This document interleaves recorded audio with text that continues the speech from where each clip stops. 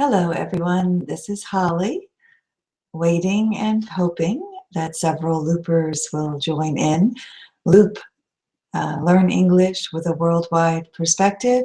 Looper, a member of Loop, and several indicated they would be attending today's Hangout, trying something new today, a news challenge. And here's Gerard. Hello. Gerard. Hello. And hoping several others will join us to have fun sharing the news, talking about the news. Were you able to access the BBC news link that I included? Yes. And very fast speaking news reports, Yes. links so that you can learn a little more or listen a little more slowly.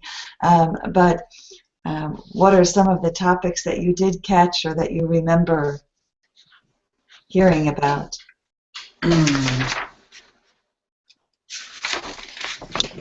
I heard that Hezbollah it's agreed with Western powers to go against ISIS. Mm-hmm.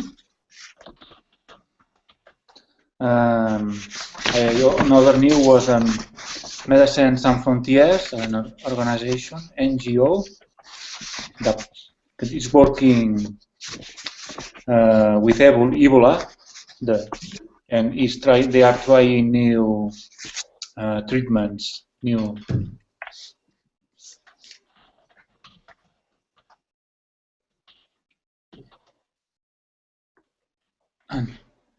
And another new, it's about a corruption case about the World Cup football club, but I didn't understand the beginning of the news. Okay. I don't know if they said Qatar or... Yes, Qatar, maybe? Yes. Mm-hmm. So the way they pronounce Qatar, I didn't understand. Ah, interesting. Okay. Mm. I suppose it's Qatar because I check. Ah. I check. And one of the questions, what will you do if you don't understand, and how you go about trying to resolve it? Yes, the controversy over whether or not to keep them in the running for where the World Cup will be. They also mentioned this organization. Médecins Sans Frontières? No, but the Qatar newscast also mentioned okay. FIFA. FIFA, yes. And yeah, so yes, those were the stories that I picked up as well. The other one more that I didn't hear you mention was the comet, the spacecraft that's landed on the comet. Mm-hmm. And so far, you're the only one here along with me, so you get the challenge of a 1-minute report on any of these topics of your choice. Mm-hmm. Who they're talking about, what issue they're talking about, why it's in the news. The first one, for instance. So why it's in the news? ISIS. Because now ISIS is the terrorist group that worries more, the most worrying terrorist group, at least for us, where the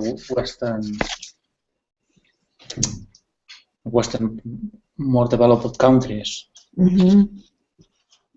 And have a concern there. And talk a little bit more about what was on the news today. What? I read that President Obama wants to add more inside Syria rather than only add inside Iraq, because the people that are fighting against. Excuse me, I'm sorry to interrupt, but I'm hearing a lot of sounds like maybe papers rubbing against your mic. Sorry. Because Yeah. Okay. So if you can have that a little bit less would help. Yeah. No, because I see the problem. Okay. Let me fix my preferences. No.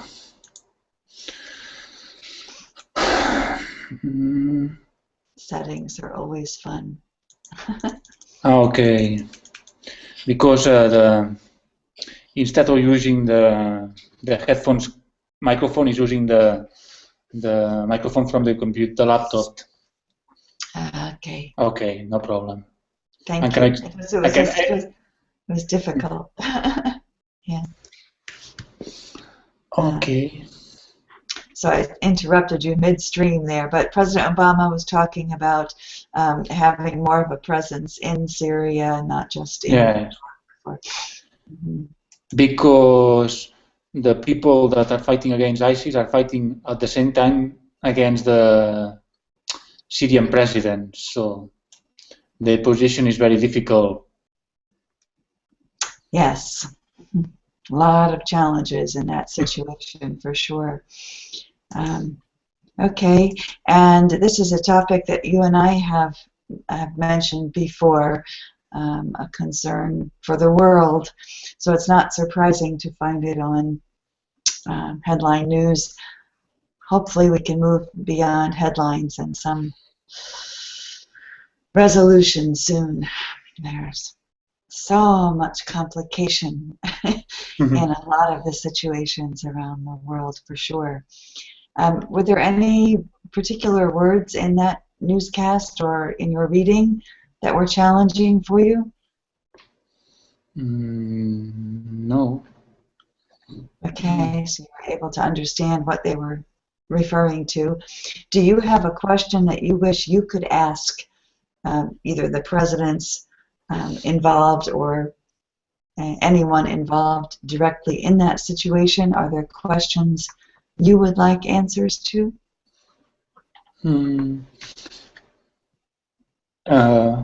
What are they going to do? Which actions are going to take to help those fighters against ISIS?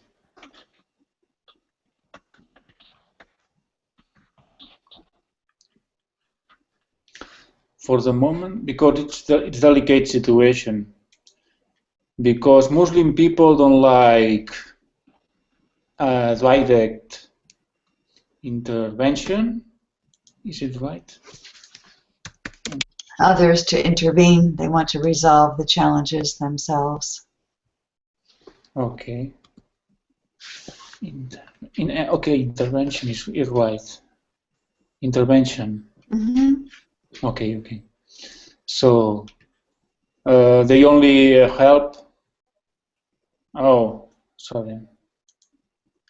They only help with air strikes, but that's not enough to stop ISIS. It is a challenge and a difficult one in so many directions, involving so many countries in challenging, difficult ways. It really is becoming a world issue. Many more countries not sure how to answer that question of yours. What are your strategies and planned actions?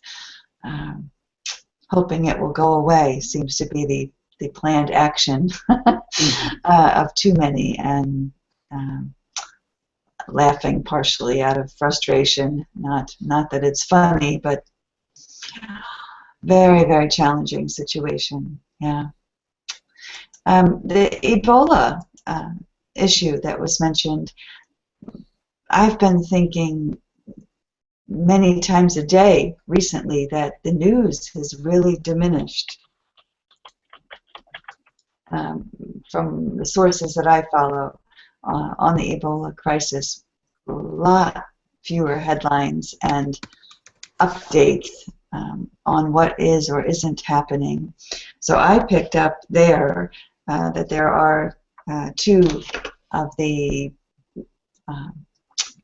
possible medicines to help Ebola that are still in trial, not fully tested. 2 of them are going to be tested in Africa. And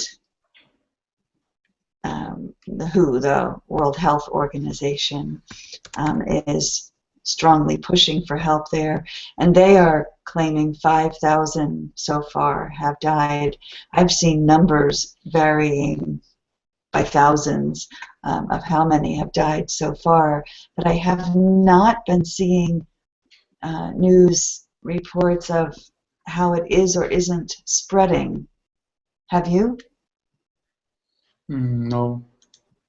So I'm really curious about whether news is intentionally being squelched and suppressed, or if it is truly calming down. I did see in one notation that some residents in the cities worst affected are beginning to ride public transportation again, are beginning to try to behave in a normal manner and have less of a crisis. But I have no idea if that's a very carefully staged propaganda thing trying to encourage people to trust again, or if it really is under control, under greater control. And I don't know the answers. I don't know which news source to trust to find out. So if you were trying to verify that today, verify something about Ebola, what would be some of your most or more trusted news sources? I think Ebola, it looks now that it only affects only some countries inside Africa. It has started to be worrying when some people in Europe, in Spain, or in the United States got the illness. But now that looks it's controlled. So is that what makes the difference? When something happens only inside a poor country, it's not that important. But when something happens in a developed country, that's news. Yeah, true. If you wanted to learn more, though, is there a news source that you would recommend or that you would tend to trust to have reporters working on verifying? I check my usual sources. I don't know which is the best source to find out that. Yes, I haven't found an in-depth report in several days, and I'm curious to know what is happening to help in the countries where it is a very real, or certainly was a very real challenge.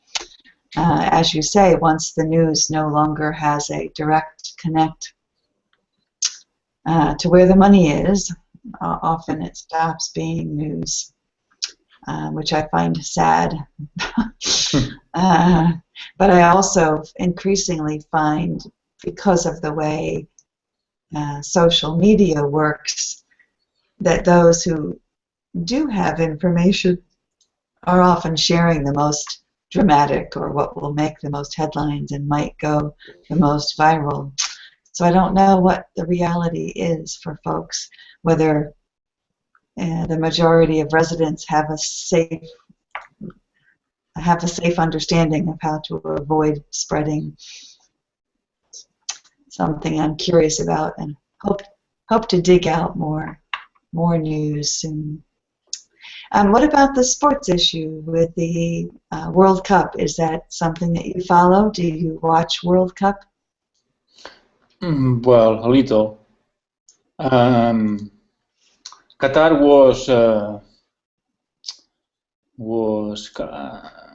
yeah, I know the word. They said that Qatar won bribe to get those games. It seems to come up, this corruption and bribery comes up every time there's a competition for who's going to have the next location. A lot at stake financially for the choice and for what benefit it may bring a country or ability for politicians to push through new initiatives. So it's not an unusual accusation. Seems to happen to someone each go-round. Is there a source for best news for a sports-related situation like that? Well, maybe BBC is good because in Europe it's very important, football. Well, you call soccer, but for us it's very important. So that may be a good news source. So if they report that the accusation is proved not to be a barrier and they look like they will have the World Cup again, we should trust that either someone paid a lot of money or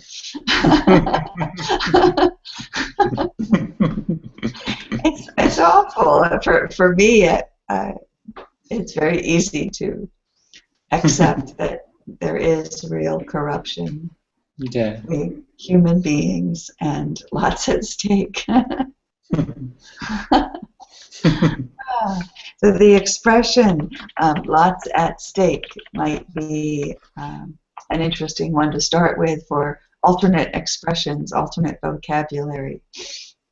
Are you familiar with this expression, "lots at stake"? Yes. And another way to say the same thing?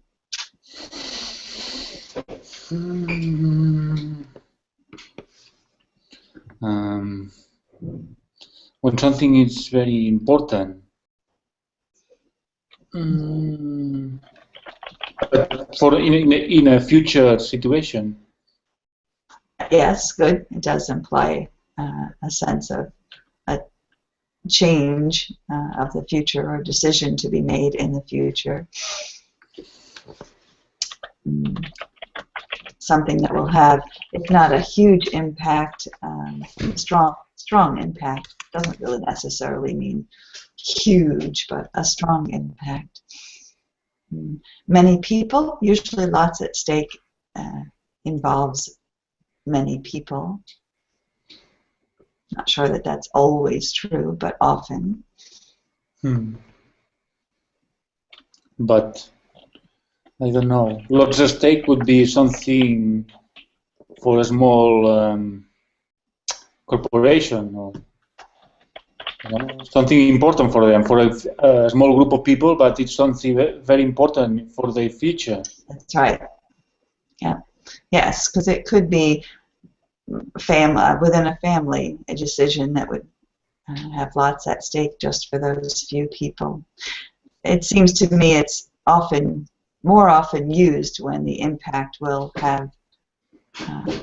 influence the majority of people, but is not limited to that. So something of major importance, of major consequence. Yeah. Crisis. What about another word for crisis, or another way to express? I know how work. Crisis. Contingency. Often used in a report on a same topic. In some cases, a situation of major importance, right? A situation where lots was at stake or is at stake. A crisis situation is one of immediacy. A crisis brings in a factor of the need for immediacy in a decision. It is now. On Loop recently, there's been a discussion around the word peak, and a crisis is a peak point. of a situation? Peak point, Mm, but at its peak. May or may not be completely at its peak, but getting to the point where something needs to happen. A crisis, of course, is negative when there is lots at stake in a situation. Because I don't know if it's always used in a negative situation. Lots at stake is an expression that could be used in positive, in a situation where one choice might result in a positive, happy ending. A crisis, however, implies a negative challenge. For if something isn't done, something bad will happen. Emergency is the word I was expecting you to say. yes, I was thinking about this word.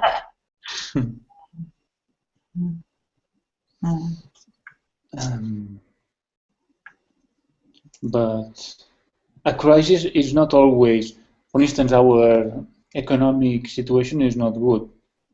So we are inside living a crisis, but it's lasting many years.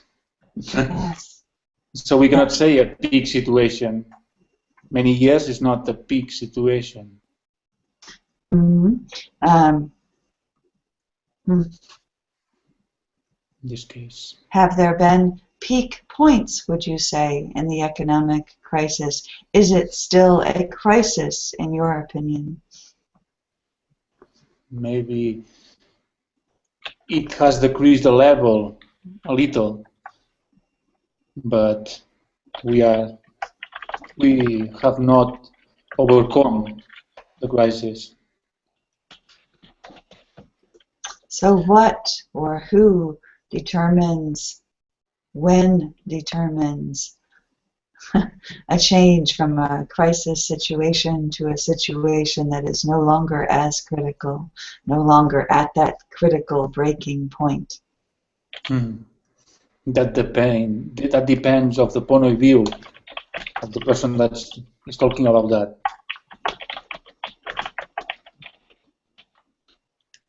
Similar way to ask the question, when is an emergency no longer an emergency? And this is something that crisis intervention centers, teams or centers,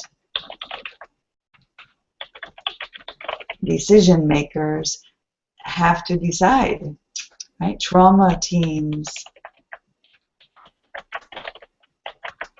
at a hospital emergency room have to decide. So what are some of the criteria that you might look at for when any type of situation, when something is more critical, more of an emergency, less of an emergency, no longer an emergency? What are some examples of how you might ascertain in a financial crisis, when is it critical? For whom? News reporting, who, what, when, where, why, how. I How wouldn't many, call how an much? economic crisis an emergency, because emergency looks a word that we must solve something immediately, but an economic crisis, you don't solve an economic crisis quickly.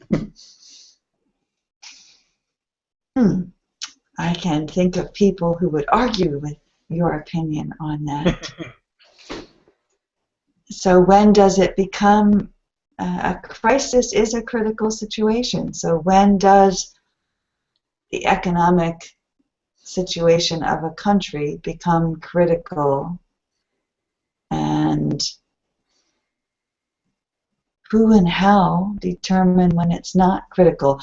What kind of reports do we get that help us feel or sense what happens in our own lives, in a community level, at a community level, at a country level? How do we What do we look at to determine?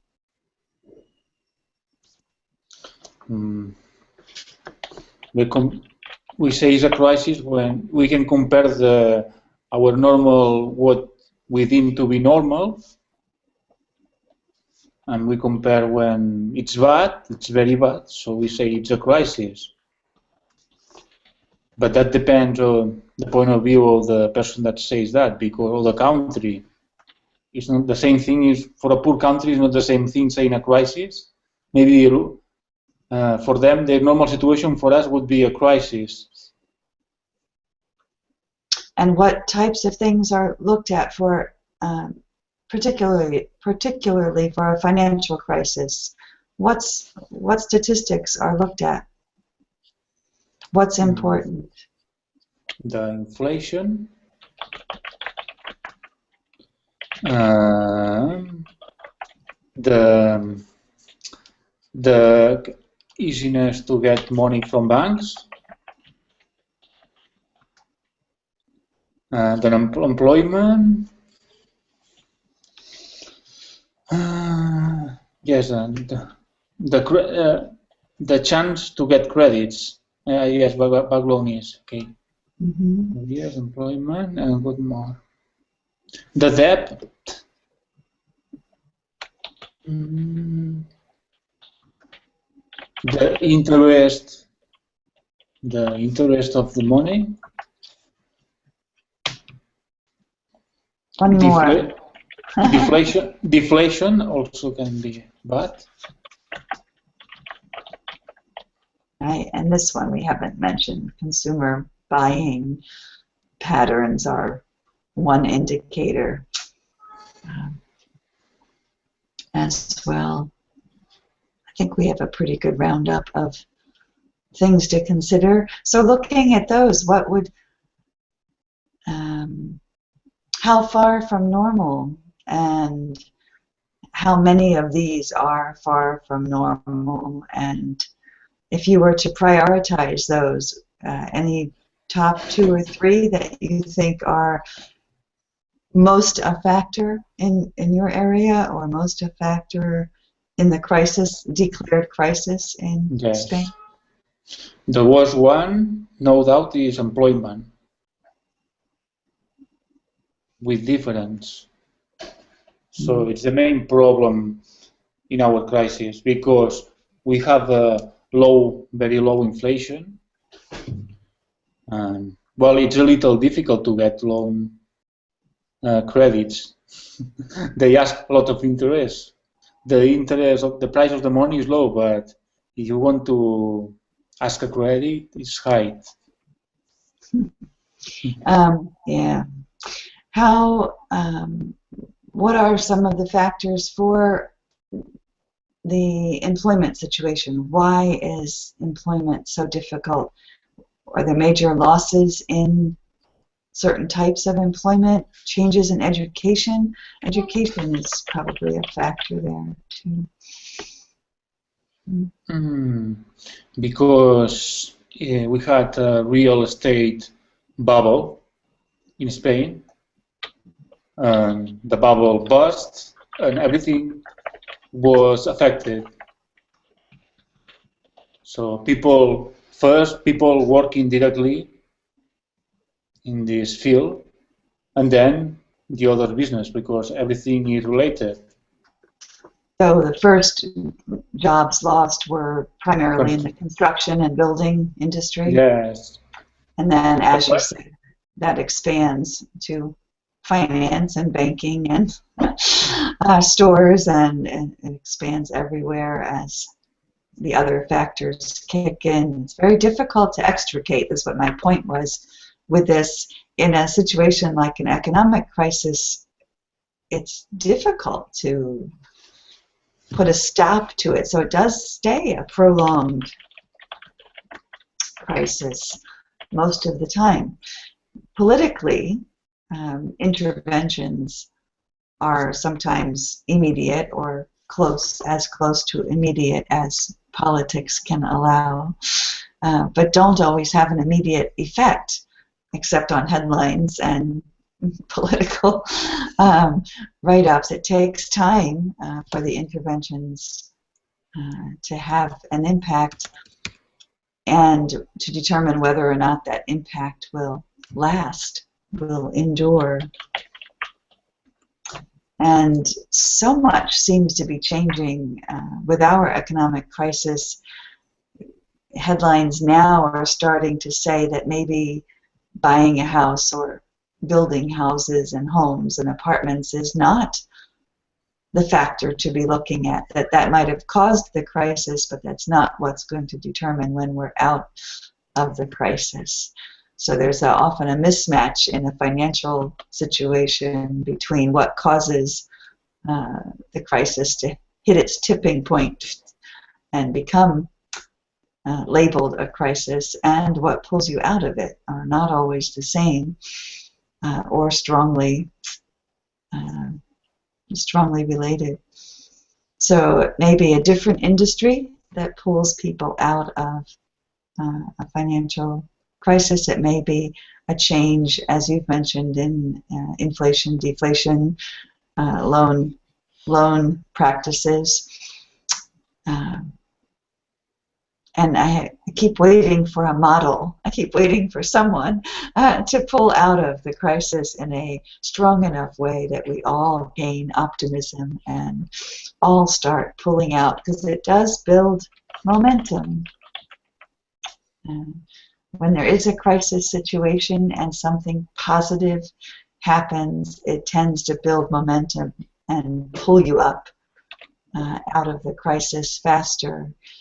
With Ebola, I think this happened.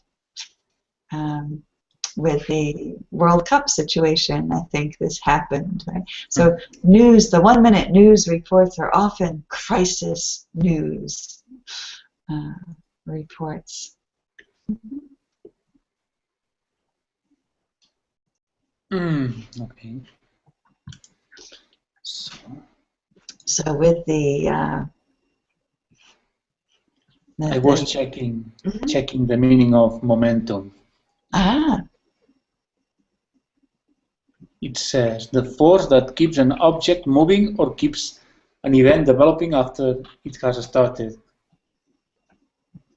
Right. So when something's bad and the media makes it bad and it goes viral, it becomes really, really, really, really, really, really bad. Right? It builds momentum. But the same thing can happen in the positive way when someone comes up with a cure, a potential cure, or something that stops the symptoms.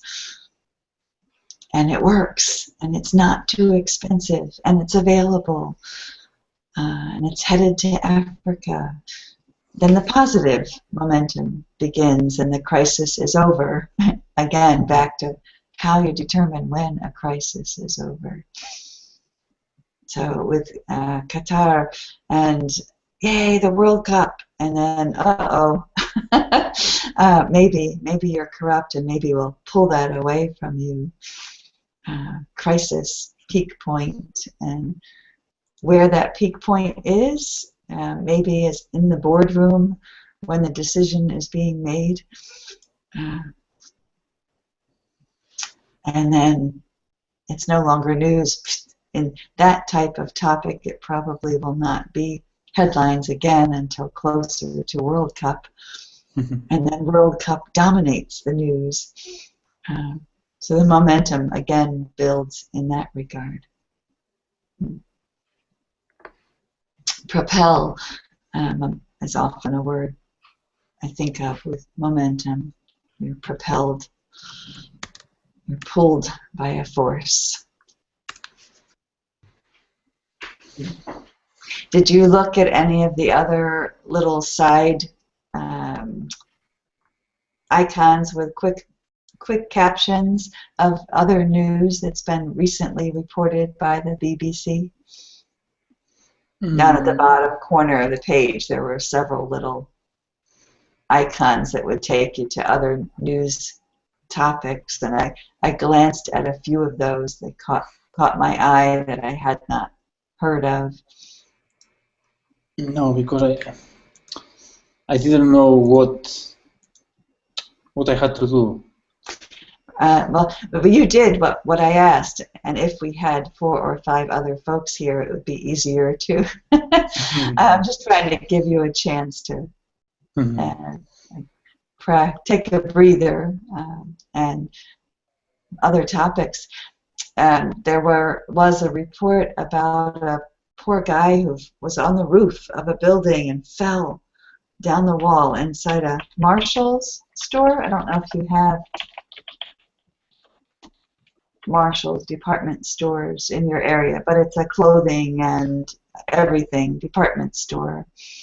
And someone on the roof fell down and was stuck in the wall.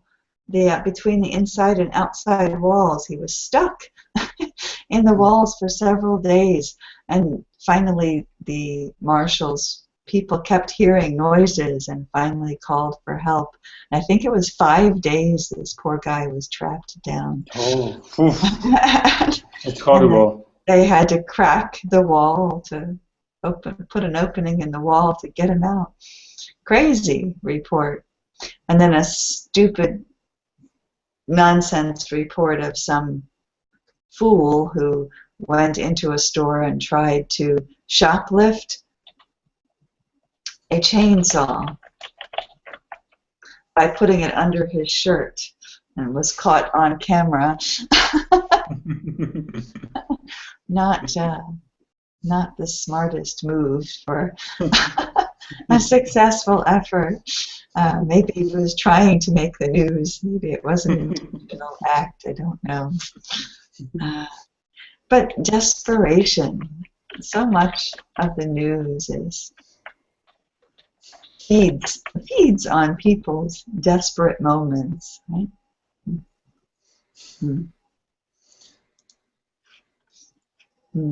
So have you heard any positive news stories? Or go ahead with whatever your thought was. Yes, sometimes I heard news about robbers or thieves that go to breaking into a house, and then they get asleep inside. Fall asleep. Yeah, fall asleep, sleeping, and then the owners came and they.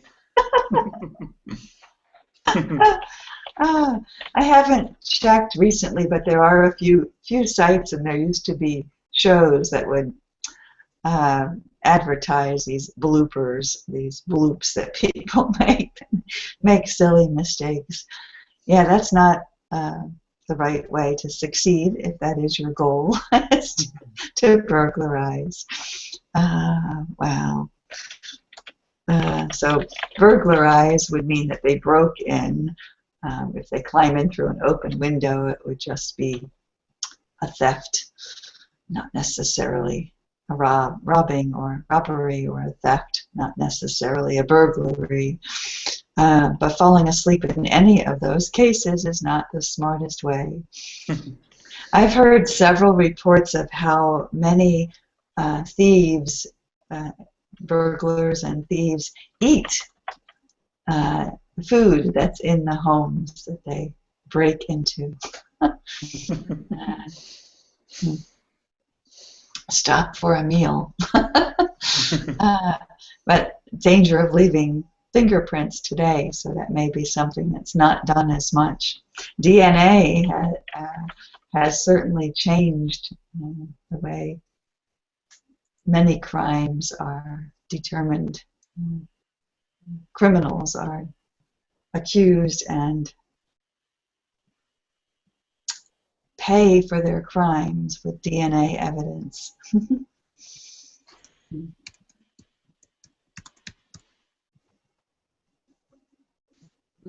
Okay.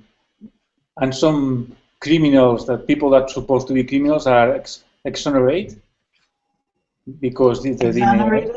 DNA exonerated, yes. Thanks to the DNA. Yes, yeah, also true. Unfortunately, that often takes a lot longer, and they suffer quite a bit of time through the process, and family fallout, and But still nice, sometimes many years later. Yeah.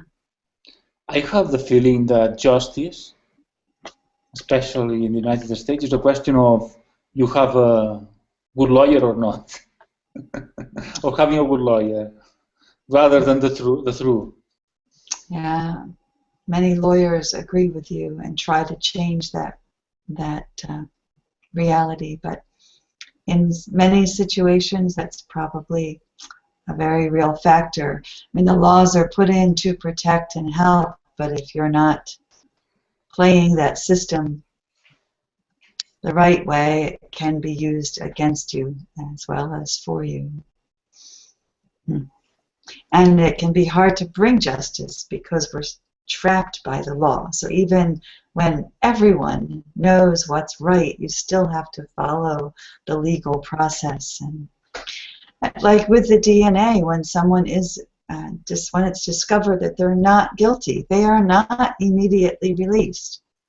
They're not released that day. It often takes days or weeks before the legal process goes through to release them.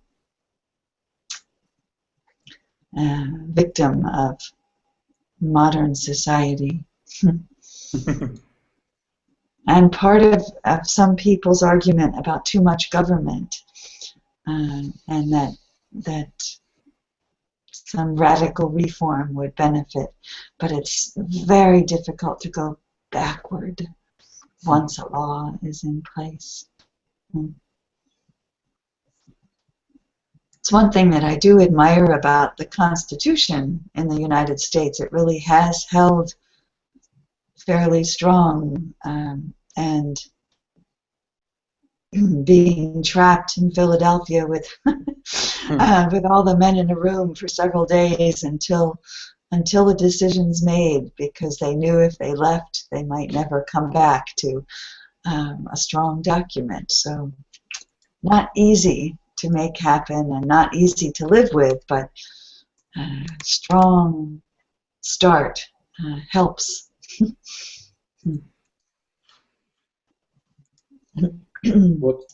What surprised me, amazed me more, is the U.S. Constitution has not been reformed during all these so few amendments. hundreds. Yes, yeah, there are threats. There are threats brought, but it's the system in place requires a lot of decision making before a change is enacted, and it's very challenging to have one come through. So again, my admiration to the founding fathers.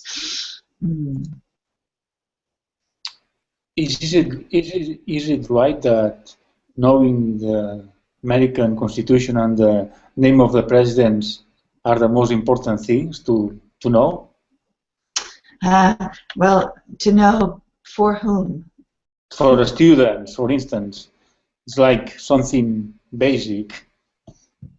Yes, it is basic knowledge that is repeated through several years of schooling. It also is something that is not as required as it used to be, but is often a strong component of citizenship studies when you want to attain citizenship. You need to be familiar. The states, not so much anymore, although many classes still do, just because it does help build understanding.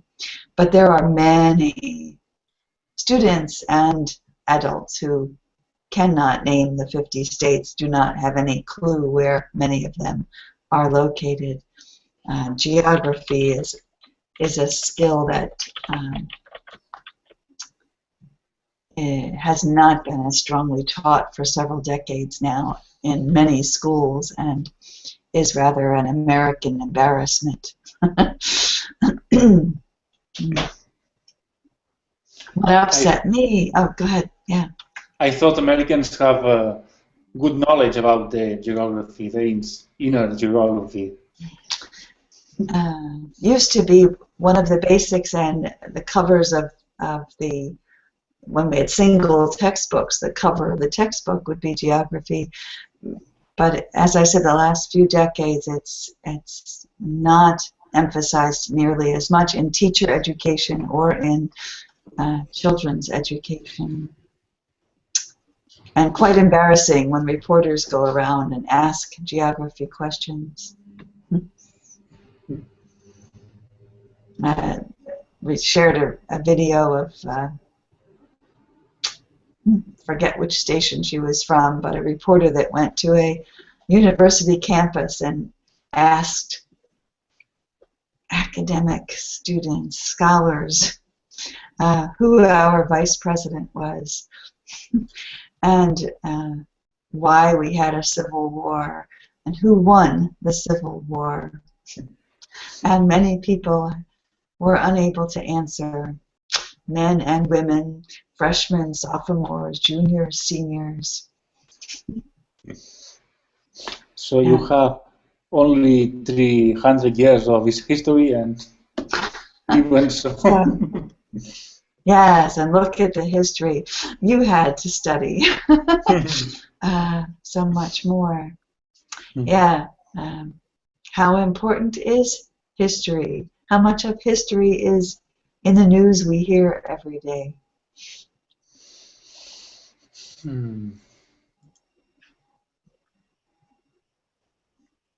Not much. But Reference? I think it's an important subject. Helps to understand our actual situations because they are a consequence of what happened in the past. So people don't understand some things, but if you look at the past, you will be able to understand. Many people like to ask, do we learn as countries, as large groups of humans? Do we learn from past human error? And what do we learn?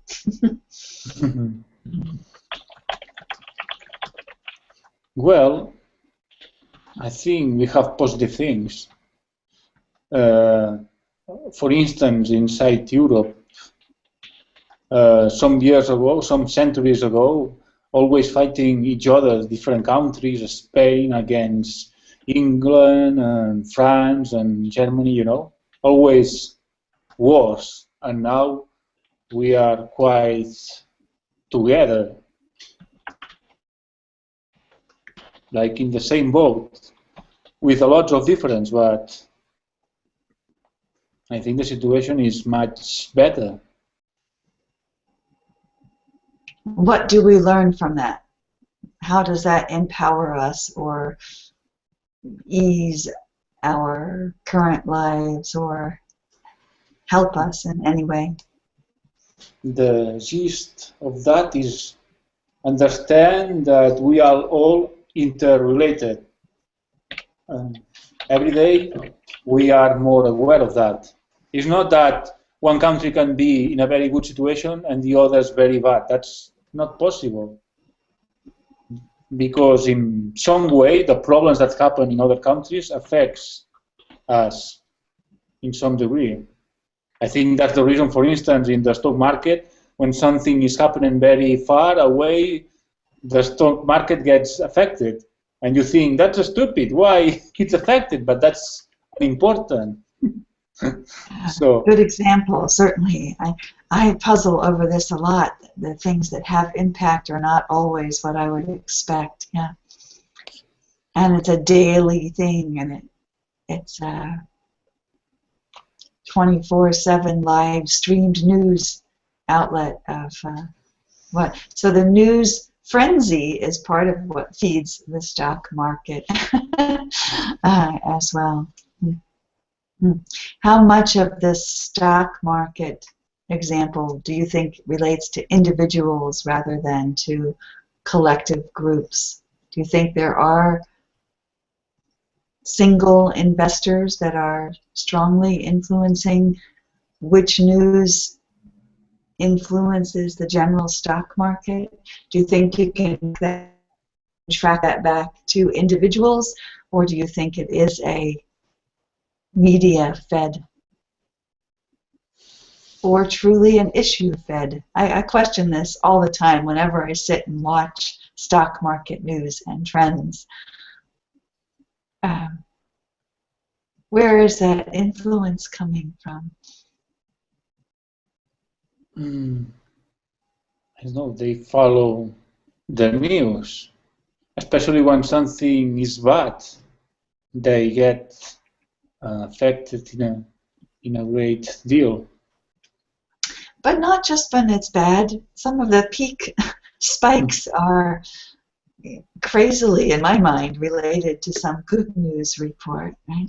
But it's almost built the momentum of an expectation.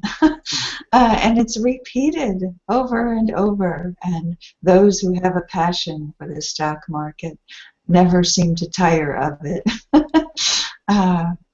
It's not my passion, so I just sit back and wonder how they ride those waves and get excited every day over some new aspect that, and yet so many statistics. I suppose if I were into numbers,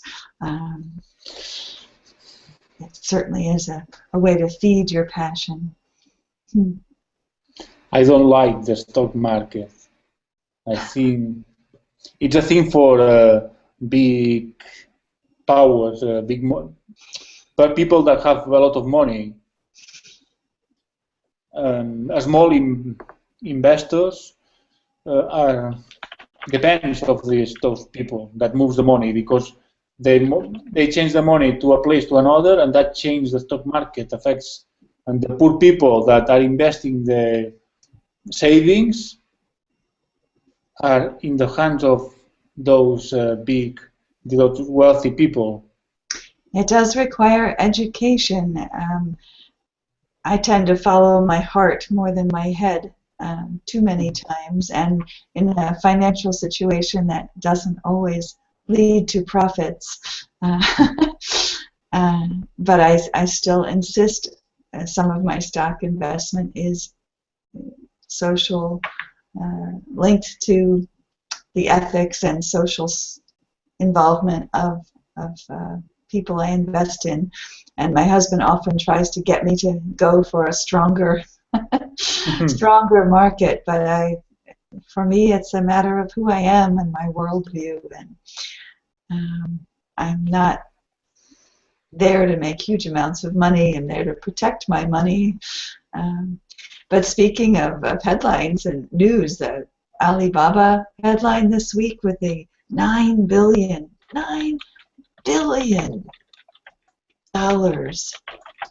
in sales in one day.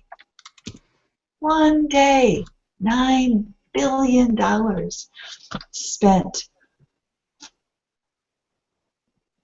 Sort of like the Black Friday we have here, I guess. It's a Singles Day in China. It's a huge shopping event, and $9 billion in online sales in one day. A lot of spending, and that helped the stock market get excited. Spending. What's Alibaba? They are, oh boy, need a financial person. Alibaba is a Chinese company that is selling shares, but they are not.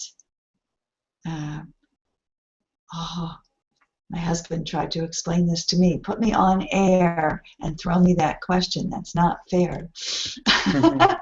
As I understand it, they are going public with their stock, but they can't go public in the same way companies usually do, because they are independently owned, not corporate owned. There's one man, but I'm embarrassing myself on air. I do not understand the stock market, never have claimed to have a solid understanding of the stock market, and am lucky to be able to remain somewhat ignorant because I'm married to a tax accountant who lives on the stock market exchange. So I am going to stop before I embarrass myself further. We'll try to get a clearer explanation on the site. Unfair question, Gerard. But I think few people really understand how the stock market works. It's hard to understand. Yes, it is. A lot of money in the clouds, not physical, not real money that goes to a corporation. It's not real money that goes to a corporation. It's money that will go out and down, but this money goes to the pockets of some few people that are wealthy without any merit. But there are individuals who play, like my husband does well playing the stock market. I don't like that phrase playing, because what he does is not playing, it's work. There are people who play and just frivolously throw their money here and there for fun. They play the stock market just to watch and see what will happen. He does a lot of research and is careful. He leaves a little bit of play money, so he does play with a small, very limited amount of money. But our retirement is partially there, playing in the stock market, and it has been through some strong plunges and come back up, and we're at least ahead of where we were, so we haven't lost money. But we're hoping it will be a source of safe money that we can pull out and live off of in the future. Fortunately, you can play. Your husband knows about it, and he can play. But a lot of people play in the stock market, and they don't know anything. Yes, and you can lose or you can get lucky. And some people seem to have luck follow them. Lady luck follows them around, like superstitions for luck. A lot of talk on Loop about superstitions this week, last couple of weeks. And do you believe that there are people who are just luckier than others, naturally lucky? It looks like this. Some people look that they are luck because they don't do things to get such luck. If you work a lot to do something and you get it, that's not luck. That's the fruit of your work. But some people don't do anything and they get a lot of things. So why? I don't know. Does seem to be a little aura around certain privileged few who almost always win something if there's a raffle or gamble, and seem to hit the jackpots more often than others. Yeah, I know two people who seem to have that lady luck following them around in little things and some larger things. That win a car. You know, people really do win cars. I know someone who won a car. It's like, wow. And they've won many other things as well. So I wonder what would happen if they started posting a luck story every day, if the momentum would build and more of us would become lucky. It's interesting, the mob mentality and momentum that can build in positive and negative ways can really crash organizations and moods and optimism. can propel the pessimistic viewpoint, glass half empty or glass half full. So how are we going to leave today's hangout? Half full or half empty or something different? I'm more than half empty, literally. Yeah. But that's normal. But it will refill quickly. Yeah, it's interesting. Too much news can build a negative momentum for me, and I just take a break from it to get my positive energy back. But interesting. Yeah. Something negative can bring after something positive, and the other way around. Yeah. We don't have to get too obsessed about what happens, because we don't know for sure. For instance, we can wish something, and maybe if get this something, it will be bad for us. Yeah, self-fulfilling prophecies, another phrase we haven't used in a while. So we should end on a positive, self-fulfilling prophecy that there will be some positive news in the headlines this evening. And I'll try not to pay too much attention to the negative.